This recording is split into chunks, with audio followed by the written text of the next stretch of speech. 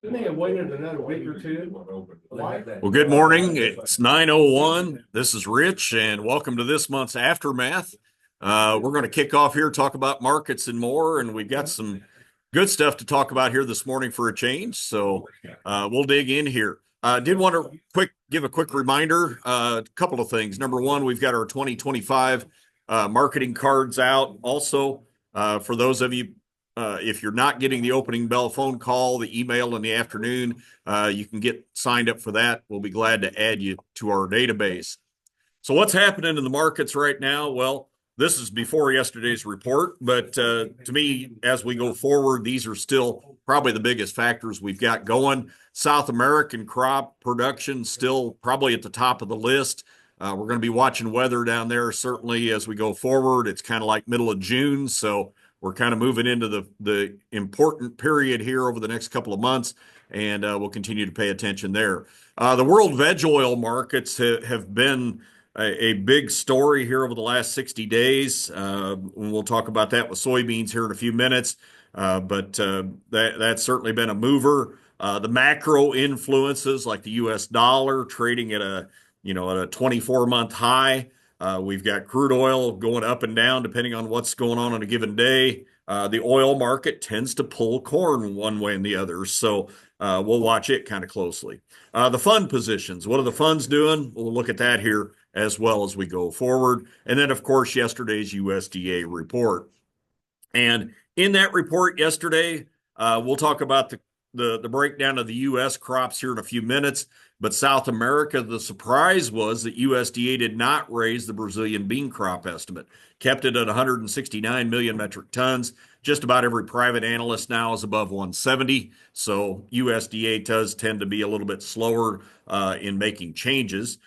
Tomorrow morning, CONAB is the Brazilian government version of USDA. They will come out with their crop report I think at 7:30. So we'll be curious to see if they put a 1 and a 7 in front of the Brazilian bean number. Argentina, though, USDA did raise their crop a million tons to 52 million in yesterday's report, kept the corn numbers for both Brazil and Argentina unchanged. And as we look over the last 30 days, it's been a much wetter situation in both Brazil and Argentina than what they had been seeing previously. Through the winter months down there, they had been in a fairly severe drought. It still hasn't been fixed yet, but they're getting plentiful rains over the last several weeks. You can see on the left, parts of Brazil, especially up here in Mato Grosso, the central state, have gotten some pretty good rainfall. This is in inches, and you can kind of see the yellow. You're talking 8+ inches here, and the green even 6 to 8. So some of these areas have got some pretty significant rain. Get down into Argentina, they've actually had flooding rains in parts of Argentina, and so good, bad. A lot of this was pre-planting. Some of it here over the last week has been added on as well. So you could say it's actually been a little bit on the wet side in that part of the world. And looking over the next 7 days, most of Brazil, again, from right here in Mato Grosso on east and south, it looks like they've got some pretty significant rains in the forecast. And in Argentina, kind of a mixed bag there as well. So nothing to get excited about here, nothing bullish at the moment. This was a forecast map that I had seen, a European model that goes out through the third week of January, does show this central belt through Paraguay and through the southern states of Brazil, for the most part, being wet. Down into Argentina, turning dry. And so I guess if you want to hang your hat on something that might get the market get a little excited, it might be dry weather in Argentina. We'll see if that eventually comes into play or not. But for the moment, things look pretty good down there. I mentioned the macro trade. The dollar has been one of the big movers. This was last night's close. We're higher this morning in the U.S. dollar. So, we've been pushing last week. We were back up at a 24-month high in the dollar. A lot of this was post-election exuberance. We saw the dollar rally, but here, lately we've kind of settled back down a little bit. Of course, we would all benefit from a weaker dollar from the purpose of trying to sell things overseas. So strong dollar, not necessarily the best thing for us. But what it has done is the relationship between the dollar and the real has traded to its greatest widest point ever. And you're seeing the Brazilian real trade to its weakest point ever versus the dollar. And so that's made Brazilian beans a lot cheaper in the world market. There was a story a couple of days ago that China had reportedly canceled some U.S. beans or had moved some U.S. bean purchases from the West Coast to Brazil. Probably not a surprise why that would be happening, given the relationship between the currencies. So that'll be something that gets discussed a lot. And certainly as you get into January and especially into February when we start harvesting beans in Brazil, those Brazilian beans are going to be very competitive with U.S. beans. So not a good thing for the U.S. bean market. The crude oil market, I mentioned earlier that oil tends to trend with corn or vice versa. And both have been kind of in this pennant formation lately. We've had lower highs and higher lows, and the oil market just kind of settling in that $68, $69 range. Here this morning, oil was back up a little bit around 69. But certainly when we've had rallies in oil, it does tend to pull the corn market with it. So something to keep an eye on as we go forward.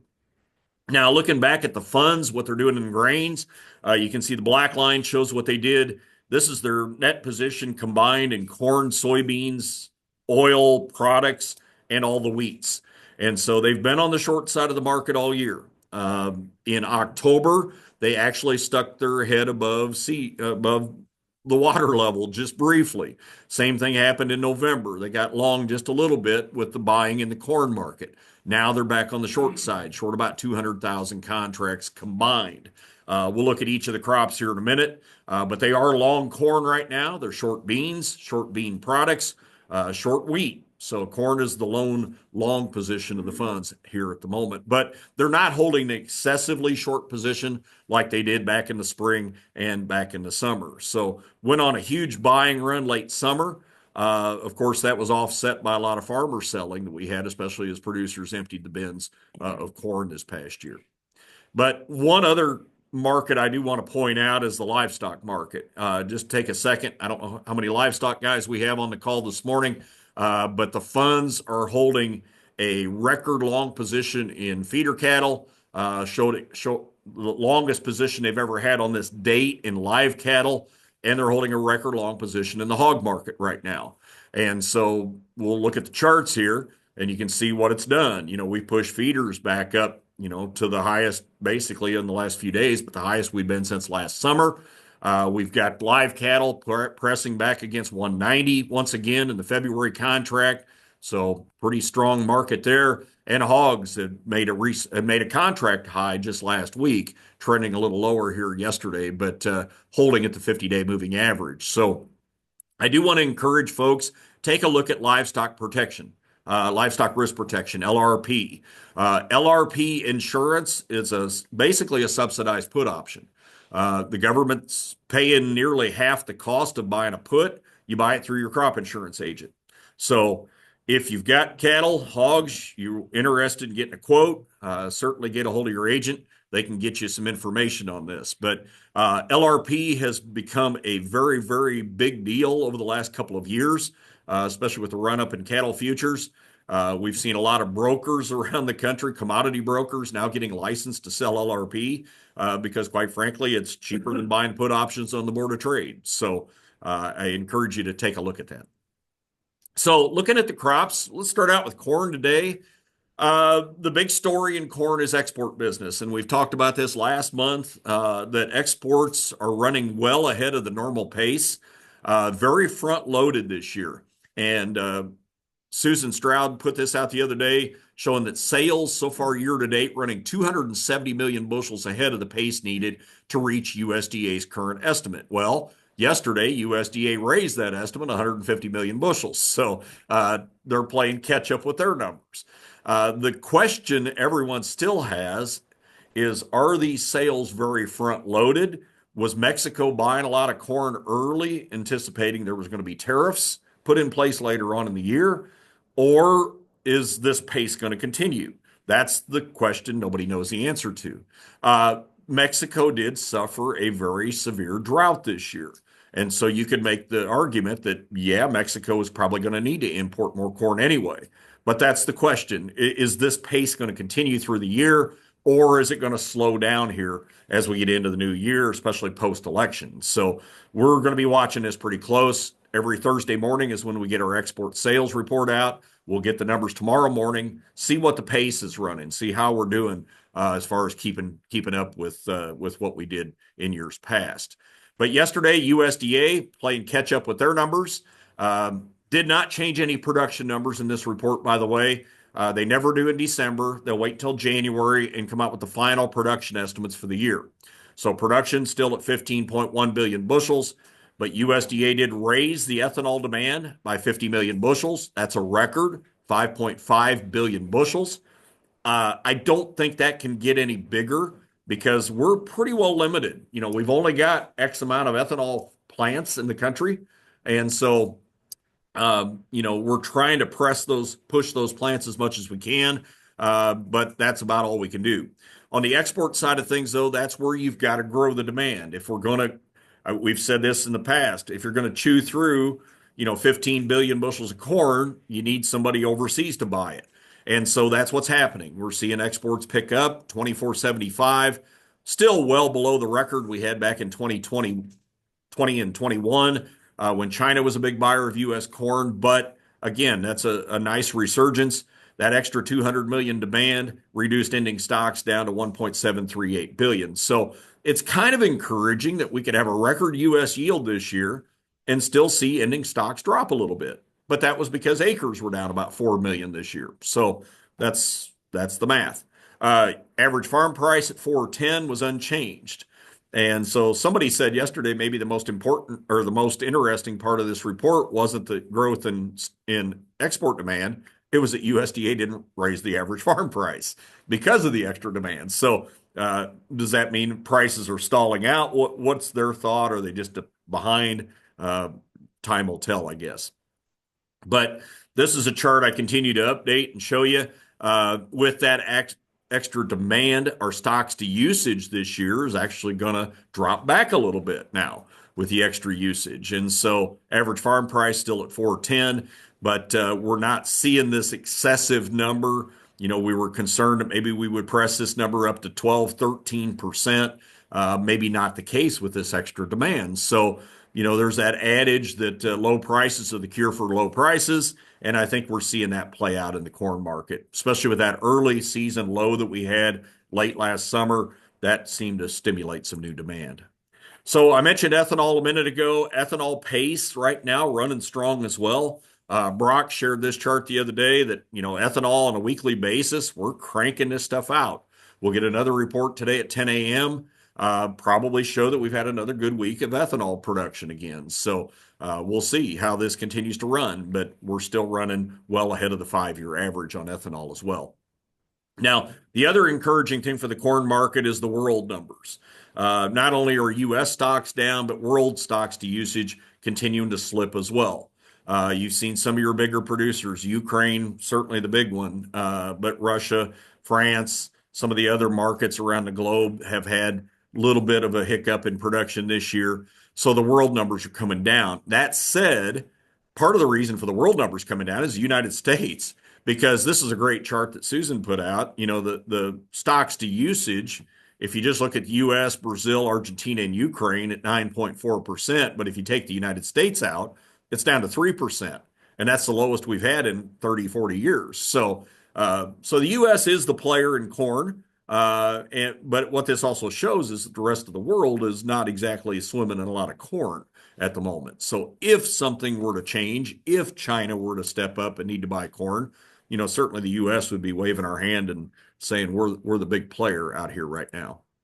So the funds, what have they done? Well, they bought back their short position. The red line showed, from basically September or last summer all the way through this summer, the funds were short corn.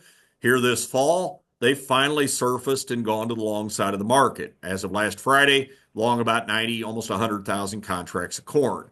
They've recognized, I think ahead of USDA, that this demand was good, that stocks were probably not going up in the United States, maybe even coming down a little bit. And so USDA is kind of playing catch up with their numbers. So question then is, what do the funds do going forward? Are they content being where they're at? Will they eventually go short corn again if we add more acres next year? We'll get into 25 here in a little bit, but the talk is already that, that we could add more corn acres next year. And so not sure if the math works to help that or not, but that's what USDA is currently penciling in for next year. So here's the impact in the market. March corn today, big day. We've seen this market yesterday trade through the top of this downtrend line. We've been in this pennant formation for several months. We've taken out the top of that. Probably even go back to last week, though, when the 100-day moving average was really good support at 428.5. And we bounced back higher that day. And now we're in the fifth straight day of a higher trade in corn. We'll see how we close this afternoon. But yesterday we traded above the top of this channel. Today we bumped right up against the 200-day moving average, got within a quarter cent of it. We're within a penny of the high we had back in October. So we've got some natural resistance here. Very quickly, if you look at the indicators at the bottom, the RSI has moved up to 66, the short-term stochastic line all the way up to 91, which is probably an indication this market has gotten toppy pretty darn quick, and the longer-term stochastic line catching up as well. So we'll see how we finish the day. We'll see how we finish the week. But if we were to trade through the 200-day moving average, I would need to widen my chart back out a little bit, go back and look at some other points that we had. I think for the moment, this is probably going to be a little bit of a short-term top. Even this morning, we had backed off a couple pennies off the high, back under 450. Talked to one gentleman this morning, said he had corn at 450 that got an offer that got hit here this morning. So I do think it's a good opportunity to take advantage of. Wrote about it in my letter last night. Either A, with a hedge. B, I still like the strategy for those of you who like trading the short side of options. Now's not a bad time to sell an out of the money call option and do that as basically an offer to sell. And so you could look at selling a 460 March call if you still got unsold corn in the bin. I think that March call was 8.8 and something cents last night. You get paid 8.5 cents to sell that 460 call. If for some reason March corn goes to 460 and you get exercised, then you're basically getting 468.5 for your corn. The 470 March call was about a nickel. So that seems attractive. If you sell a 470 call for a nickel and you happen to see March corn trade above 470, now you're getting 470 plus the nickel, 475. So if we don't get back to those levels, then you keep the money. You keep the 8.5 of the nickel. So I think yeah, I like selling some stuff here, but B, for stuff that's unsold, if you're wanting to still continue to speculate, that would be something you might want to consider as well. Add a few cents to your pocket. Looking ahead to new crop, not quite as rosy of a picture here, but I did expand it out to be able to look at the whole picture of the last several months. And the downtrend line we have just poked through here this morning. We're stuck right below the 100-day moving average at 443 and a quarter. I'd like to see us trade through that before I get too excited about doing anything with a sale. I still like the idea of 450 and 460. 451 is the November high. 461 was the 200-day moving average. I like those numbers as targets. The October high just under 460, kind of sitting in that area as well. So I think that those would be levels that I would be looking at, maybe 10% increments, not getting carried away, but at least getting a little bit of stuff on the books. And maybe I scale up, sell if the market's able to continue to trend higher from there. I do think you've fed this market the most bullish information you could for the moment, barring a drought in Brazil or barring Chinese demand showing up. And I don't see that happening. The numbers that we continue to see out of China said the other day their corn crop, they raised their corn production number for this year. So nothing really exciting there. And at the moment, the Brazilian situation looks pretty good as well. So, but those would be the things I think you'd have to get this corn market up and going. Or I guess I should go back and say crude oil. If something happens, war related, if oil rallies $10 a barrel, certainly could pull the corn market with it. So I think the 450, 460 areas probably be pretty good places to get started. By the way, Some of you in the deep south will start setting insurance prices, I think January 15th. So we're not that far away. The rest of the country will be the end of January, 1st of February. So we've got a lot of that coming up. We had our margin protection price was set back in the fall at 440. We weren't too excited about that. We'll talk about ECO here in a few minutes, but right now we're back up to that level again. So again, nothing to get too excited about there. On the soybean side of things, continue to be a little bit bearish. USDA did not raise its Brazilian crop, as I mentioned, kept Brazil at 169 for this year, but did raise Argentina 52. So as of right now, if you add the big three together, we're forecasted to grow about 32 million tons of beans more than last year's record, which would be another new record. So again, the world balance sheet just doesn't continue to look very friendly to beans. And so I've added the world numbers on the U.S. numbers at the bottom because, quite frankly, I think we need to be looking at those world numbers just as much as the U.S. But yesterday, USDA did not make any changes to the U.S. balance sheet other than the average farm price. They took it from 1080 to 1020, which probably makes more sense given where the markets are trading right now. If you look at the world numbers at the bottom, made a lot of tweaks here, raised the Argentine production. They did raise the world crush. They did raise exports around the globe just slightly. So both of those numbers are very encouraging numbers. You know, you got world crush at a record high, up 17 million tons from last year. You've got export demand around the globe up 4 to 4.5 million tons from last year. But ending stocks are still forecasted nearly 132 million tons, which is up about 20 million tons from last year's record. So even with this, because of this big production jump, you know, we're looking at stocks to usage raising about 3.5% from last year's record high. So again, nothing real bullish here. And in fact, you know, you could still make the argument it's pretty bearish looking bean balance sheet at the global level, barring any kind of a drought in Brazil and Argentina. So go back to the U.S. numbers. Here's the U.S. stocks to usage up to 10.8%, price down to 1020 now. So kind of following again what it did a decade ago.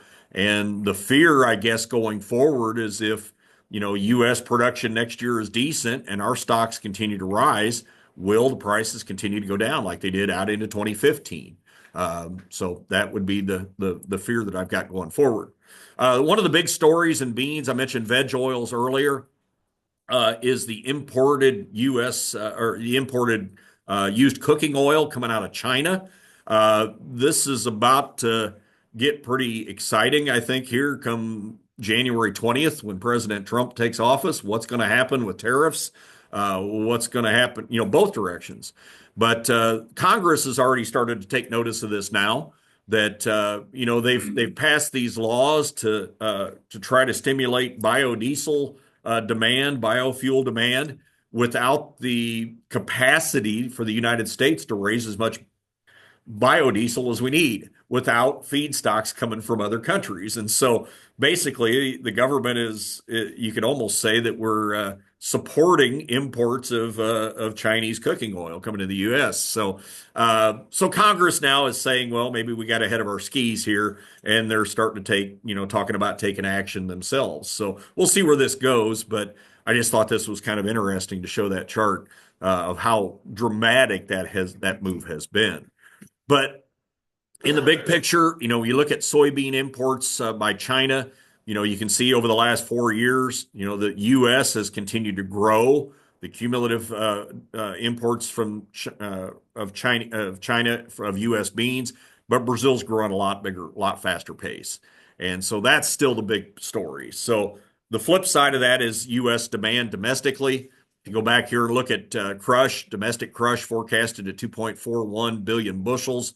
But again, we've got all these new plants coming online. They're just not coming online fast enough to meet the demand we've got on the biodiesel side and to offset the what we're not gaining in China.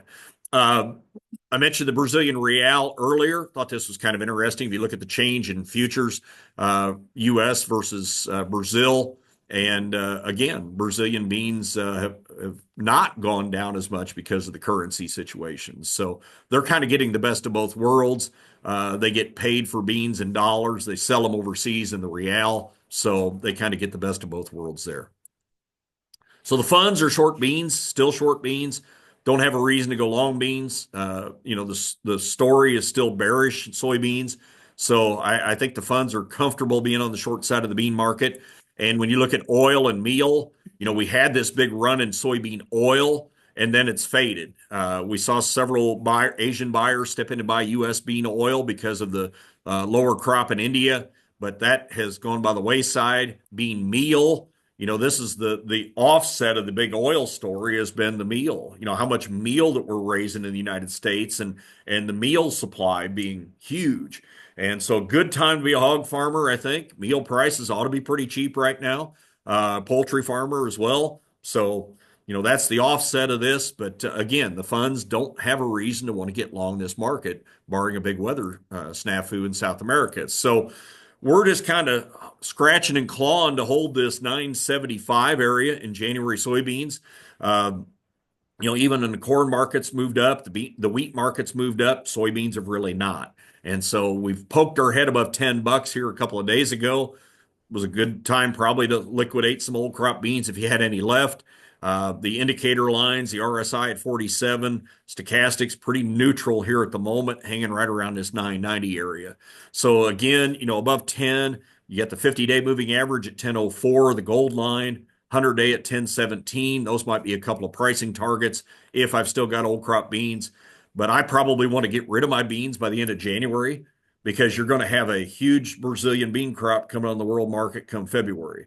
And so unless you've got some local demand from a crushing facility that wants you to keep those beans on into spring or summer, I would probably be looking at any short-term rally we get as an opportunity to unload my rest of my old crop soybeans.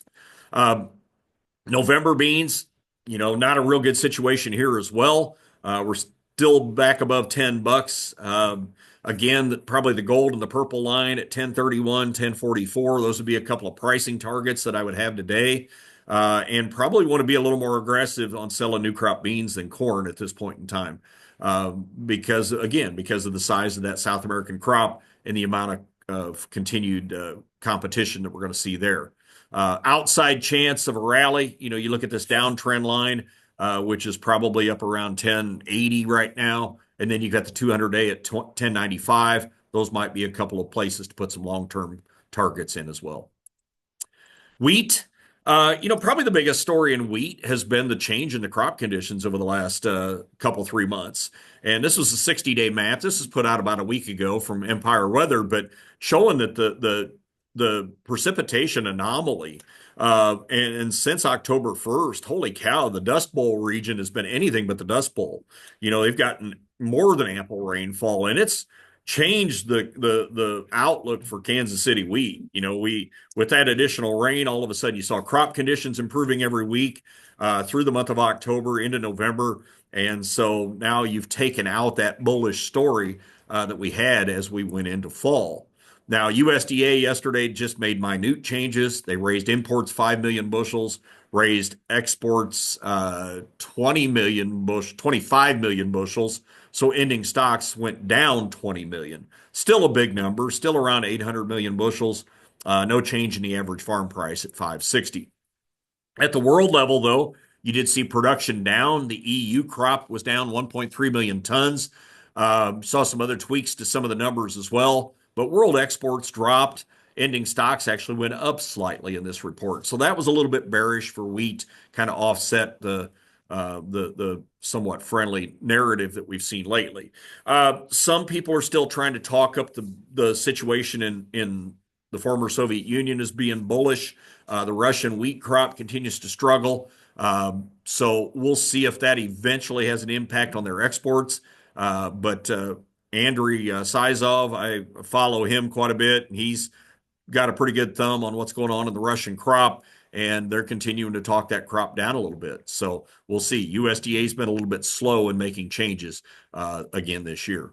So U.S. situation compared to the world, we've got a growth in U.S. stocks. We've got a drop in world stocks. Still not a huge, not a bullish scenario necessarily, though, we're down, 6 straight years now. So, we're still holding a lot of wheat, 25% stocks to usage, a lot of wheat, but it's a lot of it's in the United States now, and the U.S. tends to be logistically the last supplier of the U.S. Or to the world as far as wheat goes. Our wheat's farther away than most of the other places, so they don't like to buy U.S. wheat in a lot of cases.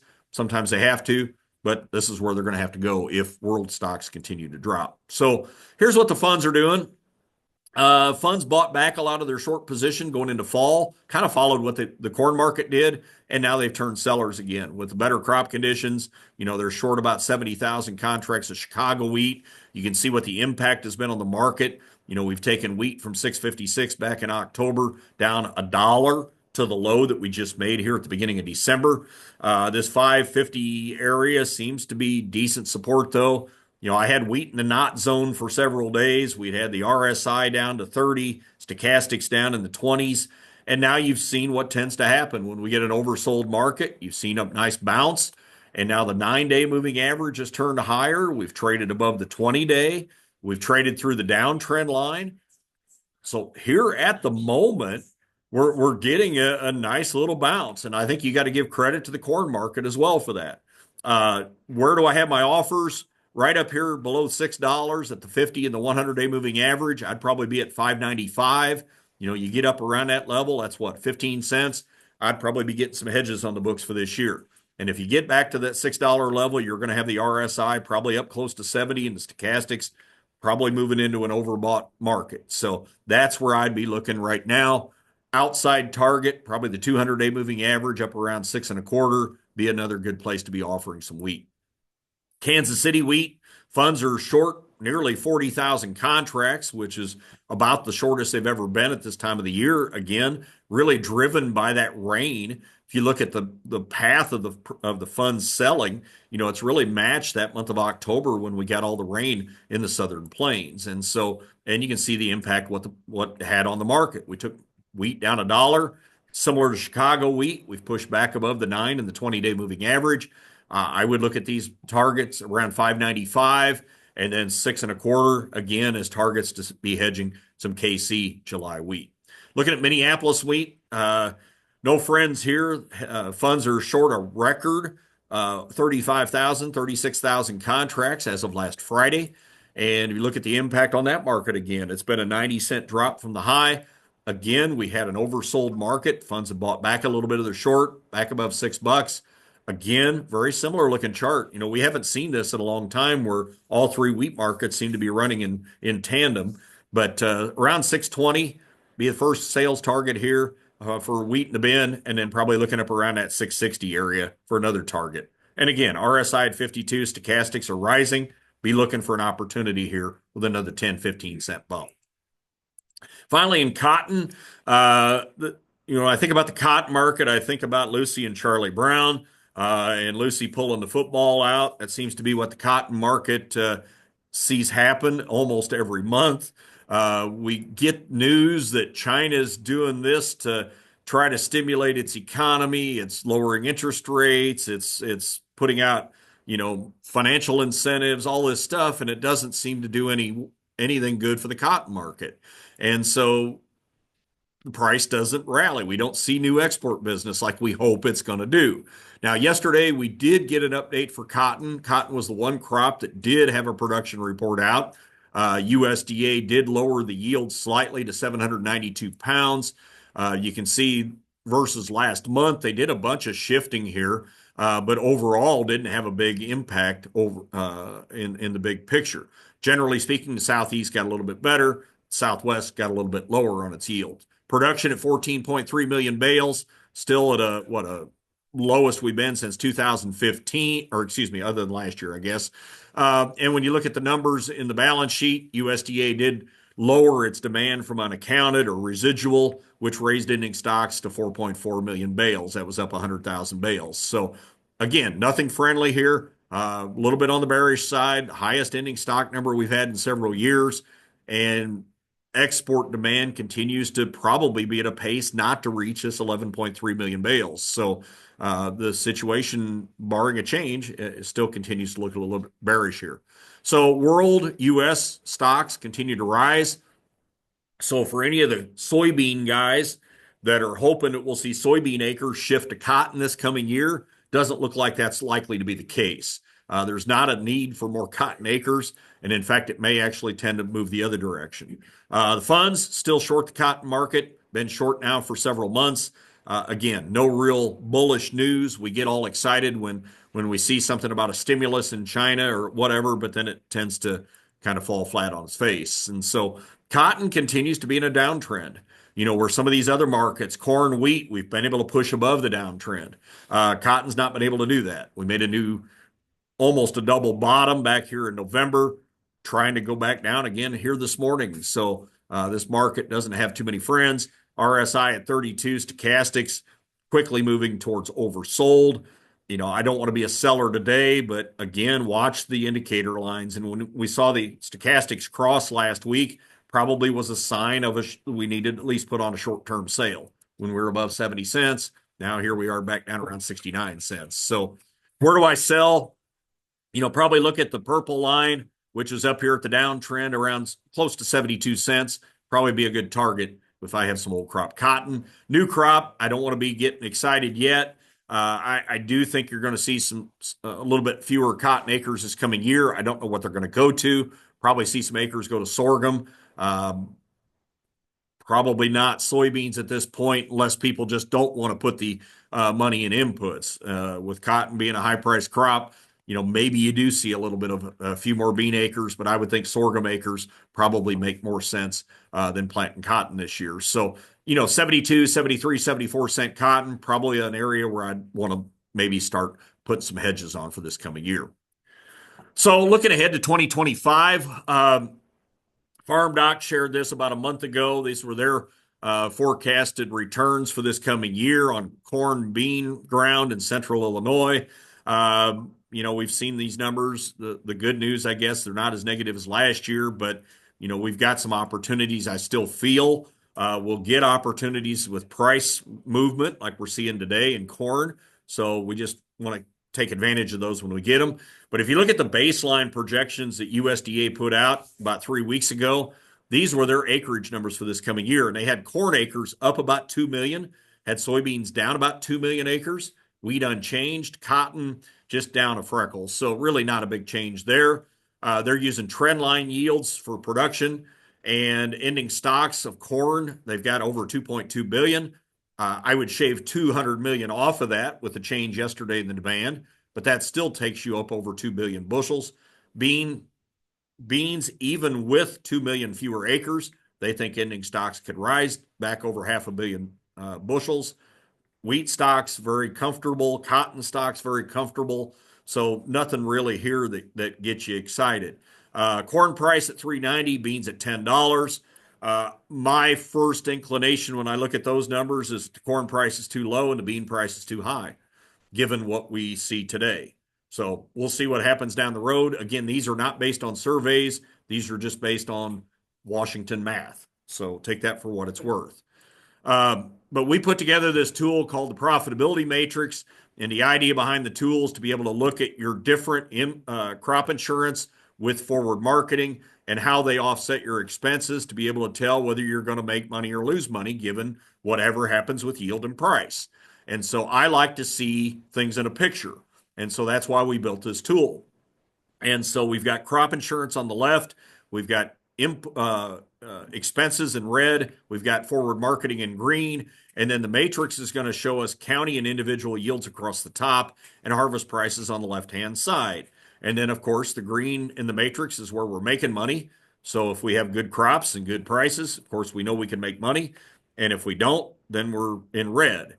And so this first example, I'm showing zero crop insurance, zero forward sales. I'm using $900 an acre in expense in Wabash County, Indiana, where the expected county yield is 201.4. And so right now, the December corn futures is at 442. This is what my chart would look like. And so the first thing I'm going to look to do is add an insurance policy. I added 80% revenue protection at a premium of $15 an acre. And while it didn't change the color of any of my boxes, it does limit the downside. It puts a floor under my revenue at a loss of $172 an acre. Last year, 2 years ago, we were able to make these things green. At 442 corn, that's hard to do.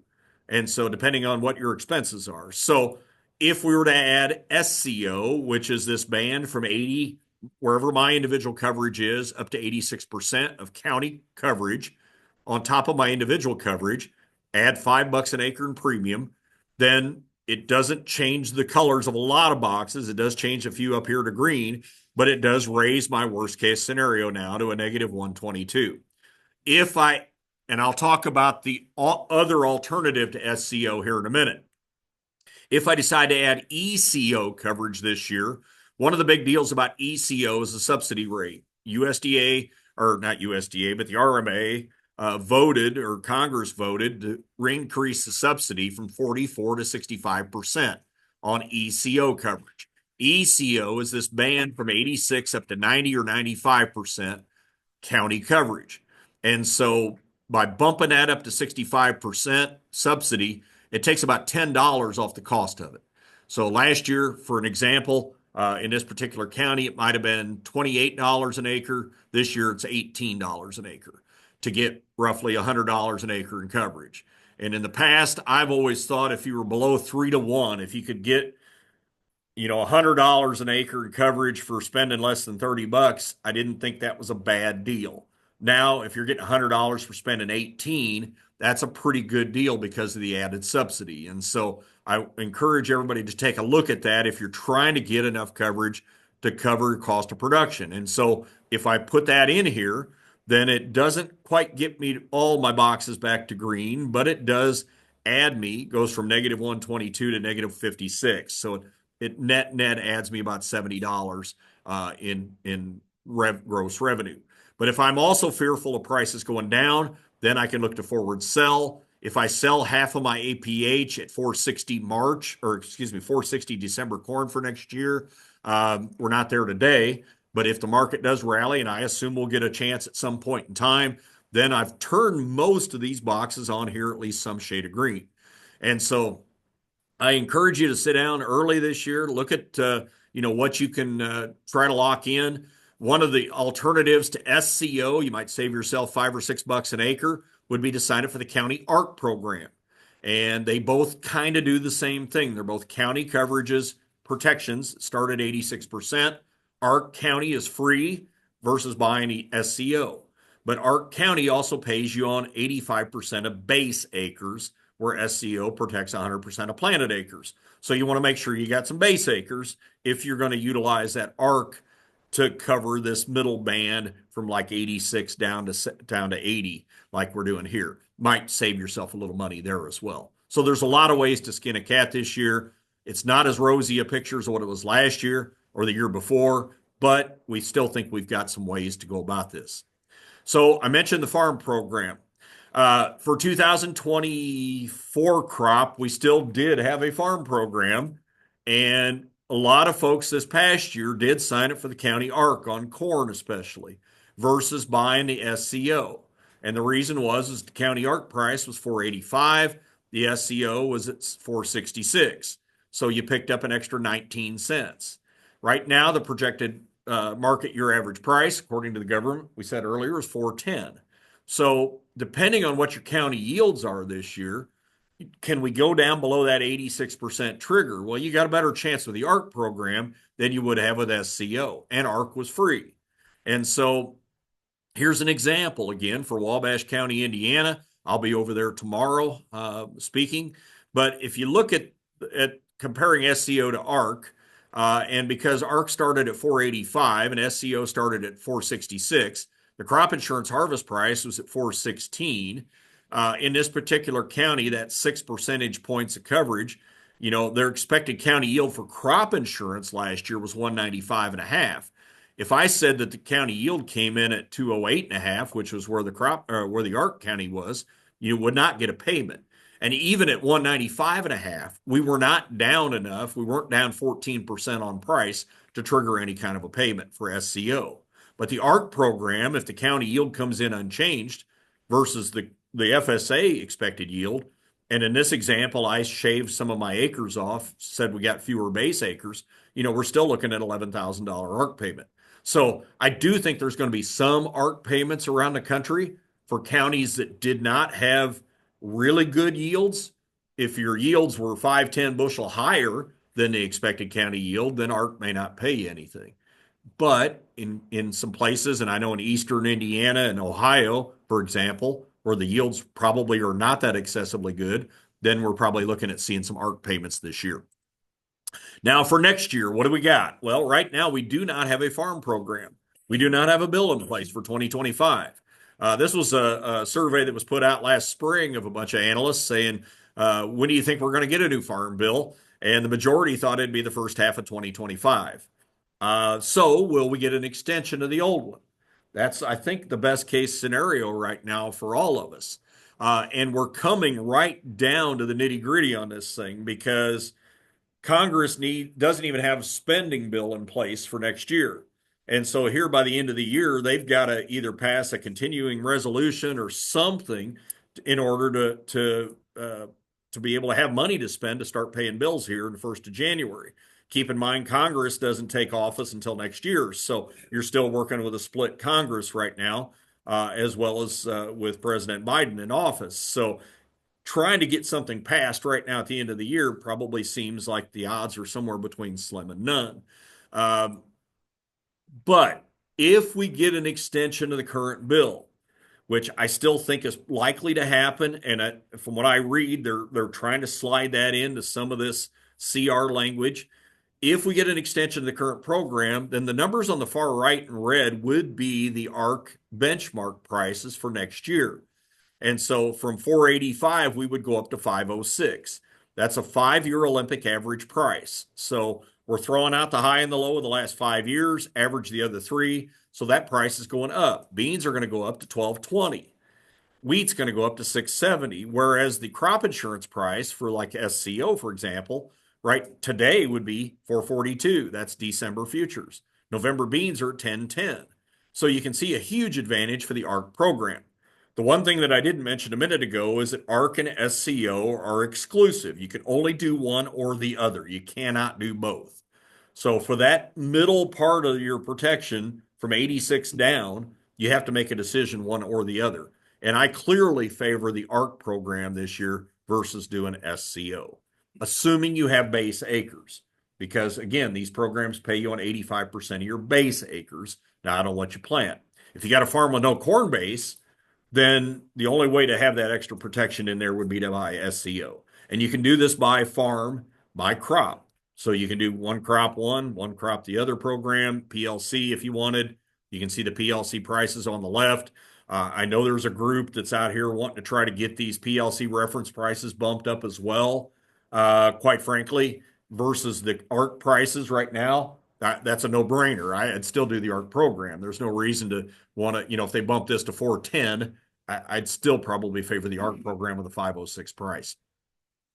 So, and if you compare SCO to ARC for next year, using the same instance that I just did, if corn price next fall goes to 410, let's assume that the crop insurance price is at 450. That's not a big enough drop just from a price perspective to trigger any kind of a loss with SCO. However, if you take the price for the FSA program down to 410 compared to 506, then all of a sudden you're looking at $62,000 payment for the ARC program next year. And that's with a yield that's it's down a little bit. It's using the crop insurance yield. But the point is, ARC has a lot better chance to pay at 506 than crop insurance probably does at 440 or 450 or wherever we're going to land.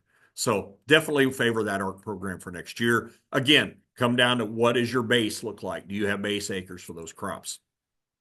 The other big story over the next several days is going to be, do we get some farm aid, disaster aid, if you want to call it that? Now, I've read a lot of folks on X that have mixed opinions of whether this is a good thing or not a good thing. One guy commented that basically it's just going to go straight through the system to the fertilizer dealer and the machinery dealer, whatever the case is. But, it's what's being discussed right now. And this is this Farm Act, the Farm Assistance and Revenue Mitigation Act. They're talking about the math calculates at 60% of the difference between projected costs and projected returns. Don't ask me how they're going to come up with those numbers, multiplied by eligible acres. They do have payment caps, 175,000 for farmers who earn less than 75% of their income from eligible crops, 350,000 for farmers who earn more of their income from these crops. This was the math that this person had put together, showing corn at $101 an acre, beans at 53, wheat at 73, cotton 195. Keep in mind these are one-time payments. It's not an ongoing program, so it wouldn't take the place of the Farm Bill. We'll see if it happens, if it gets plugged in to one of these resolutions. Over here on the left-hand side, Jim Wiesmeyer puts out his daily letter. These are some of the comments he had. I'm not going to read them all to you today. I'll include this with my market report email letter tonight if you want to read through the comments that he had. Bottom line is you got folks on both sides of the aisle that are pushing to get something done here real quick in the next 10 days. So we'll see if it does happen. So with that, kind of wrapping up, we do have Christmas coming up here in 2 weeks. So markets will be closed on Christmas Day. Markets will be closed January 20th for Martin Luther King's birthday. Well, markets will be closed again in February for the President's Day. So we've got a few shortened weeks coming up in there. Our next USDA report will be on the 10th of, we also have January 1st. I don't know why I didn't have that one on here. Markets will be closed then as well. The next USDA report on January 10th will be a Friday, and it will be the final production numbers for 24 crops. So we'll get the final U.S. yields, final state yields. We will not get county information yet at that time, but we will get at least state numbers come out that day. We'll have our aftermath on the 13th, talk about it then. Do the same thing in February. Keep in mind in January, February, we'll have various states start setting crop insurance-based prices for next year. I do actually believe January 2nd or 3rd, we've got the deep South in the coastal bend of Texas and part of Florida that actually start setting prices January 3rd, so through the month of January. So that's coming up real quick.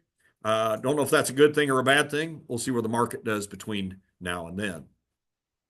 So with that, hope everybody has a very Merry Christmas and a very Happy New Year. And I'll talk to this group again come January. So if you have any questions, feel free to shoot me a note at some point in time.